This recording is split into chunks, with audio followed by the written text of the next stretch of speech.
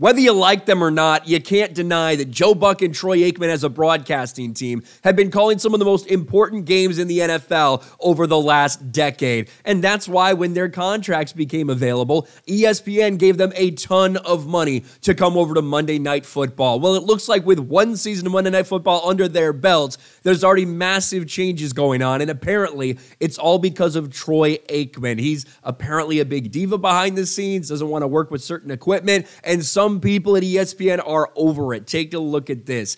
ESPN insiders rip Troy Aikman as Monday Night Football broadcast is revamped. Now, it wouldn't be surprising to me if Troy Aikman, wanted things done a certain way, since he's done things a certain way for a very long time. To get a bunch of money to come into a place, you would imagine that they would accommodate some of your needs, whatever that may be. I also can't imagine that Troy Aikman's much more difficult to work with than a lot of other of these people that work at ESPN, but let's see what they say about him. ESPN insiders are calling foul on Troy Aikman's behavior as the cable sports network canned several staffers in a shakeup at the broadcast team.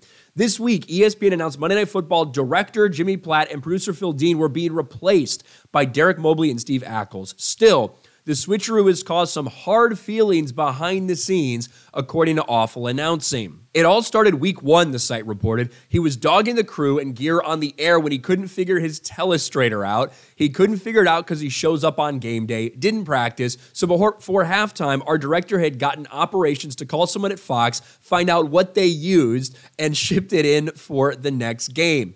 The insiders didn't blame Platt and Dean's firing on Aikman, but it was reported that Aikman wanted a different producer. In fact, ESPN claims Stephanie Drewley, ESPN's head of studio, made the decision. Regardless, the crew members are not big fans of Aikman. Quote, Troy travels on his private jet on Monday mornings and flies home after the game. He could not be further removed from the crew, and I would confidently say he knows maybe 10 people on a crew of like 150 plus.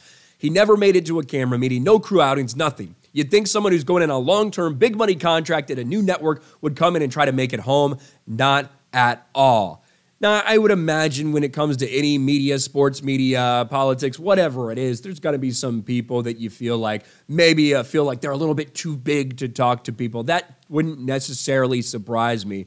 It seems like there is a lot of bitterness towards Troy Aikman. Maybe that has to do with some things Troy Aikman said in the past. Maybe that has to do with, what he got in hot water over his take off the dresses comment.